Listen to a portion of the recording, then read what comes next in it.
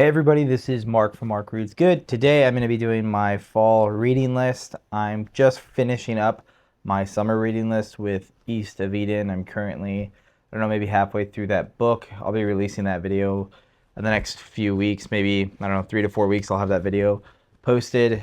So we're going to do my fall reading list now. The way it works for the summer reading list, it's going to be the exact same for the fall reading list. So I will give you the books I'm going to be reading in September, October, and November. The videos, the individual book reviews will be coming out the subsequent month. So the books that I read in September, those videos will be posted in October and so on and so forth.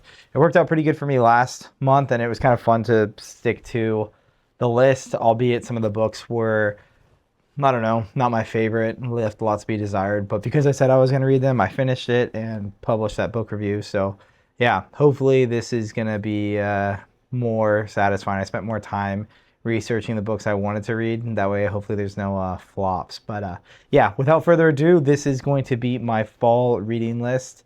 Hope you enjoy. First up on the list for the month of September is Angels by Denis Johnson. He's an author that has been on my radar for a very long time.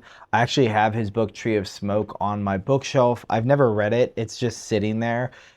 And yeah, I want to get motivated to read that book. So I picked up one of his shorter novels.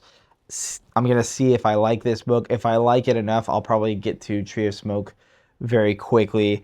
I don't know that much about this book in particular. I do know that Denis Johnson has this ability to describe kind of the seedy underbelly of American culture. And yeah, I always love these stories that kind of paint not the American dream, but the American, I don't know what you would call it, like the kind of the small catastrophes that happen in our society, or people that fall on hard times, and how, you know, maybe this social safety net has failed them in some sense. And I've read online, I've read a lot of reviews or columnists talk about how Denis Johnson is very adept at highlighting those stories and writing about, you know, these characters that are kind of falling between the cracks. So really excited to read this book, Angels by Denis Johnson, book 1 in the month of September. Book number 2 for the month of September is another book that I don't really know anything about either. It is Haruki Murakami's Norwegian Wood. I had read a book by Haruki Murakami, my first Haruki Murakami book, last month. It was Hear the Wind Sing. And I really enjoyed that writing. He seems to handle the internal ponderings of his characters in a very beautiful way that I really enjoyed.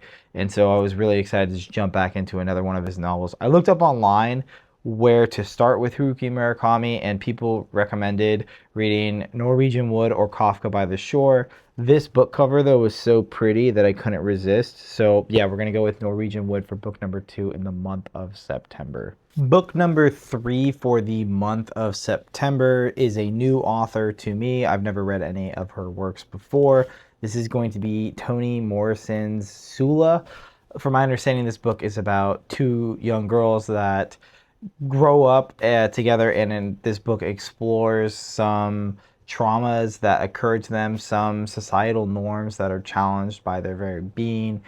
That's all I really know about this book. Really what drove me to Toni Morrison is people consider her to be one of the greats in American literature.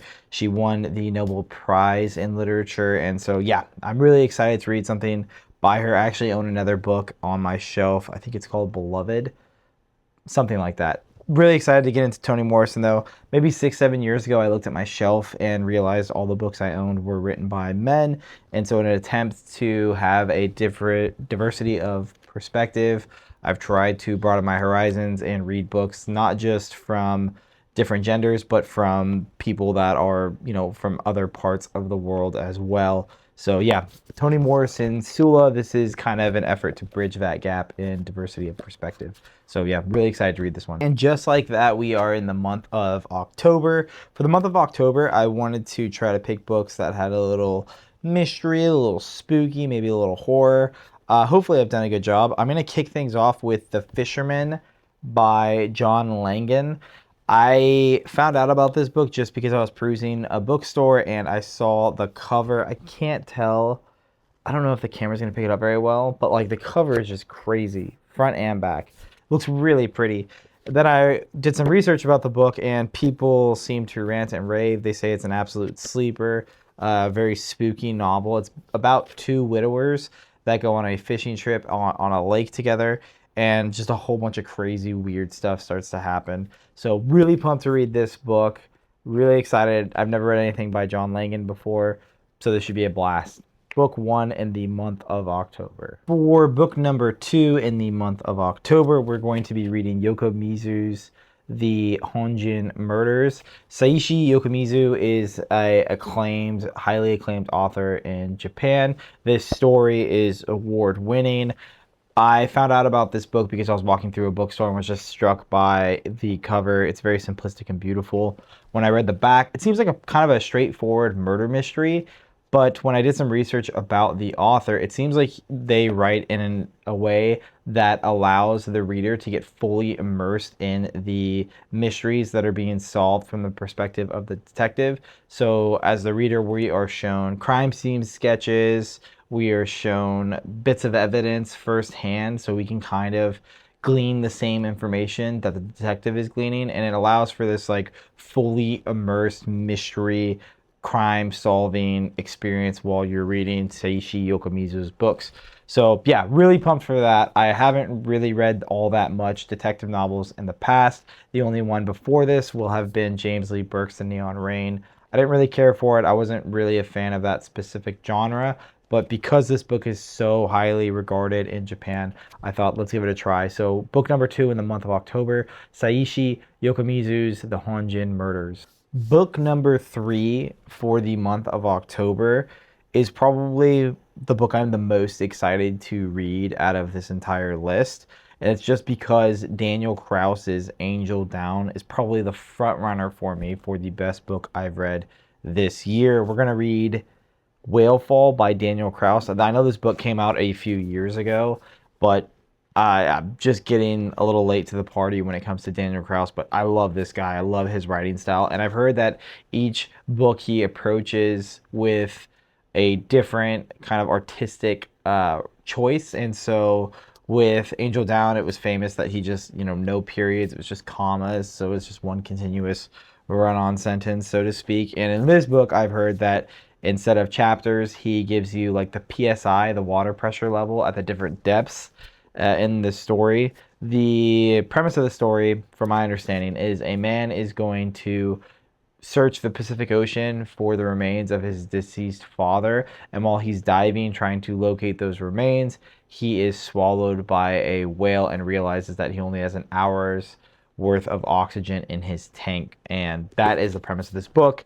I love Daniel Kraus. I'm sure this is not going to miss. It already has a lot of hype behind it, maybe even more so than Angel Down, even though Angel Down is the award-winning book that he has so far. Pumped for this book. I really can't wait to get to the end of October so I can read this. This is book number 3 in the month of October. Okay, and just like that, we are in November. The first book for the month of November is going to be Sandra Cisneros' The House on Mango Street. My understanding of the story is that it is a coming-of-age tale of a young Latina girl growing up in Chicago.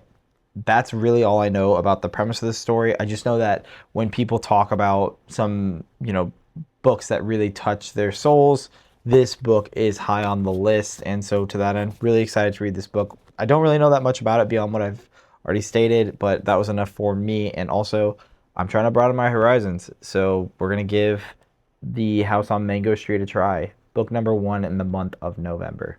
Book number 2 in the month of November is going to be Klara and the Sun by Kazuo Ishiguro. I hope I'm saying that name right.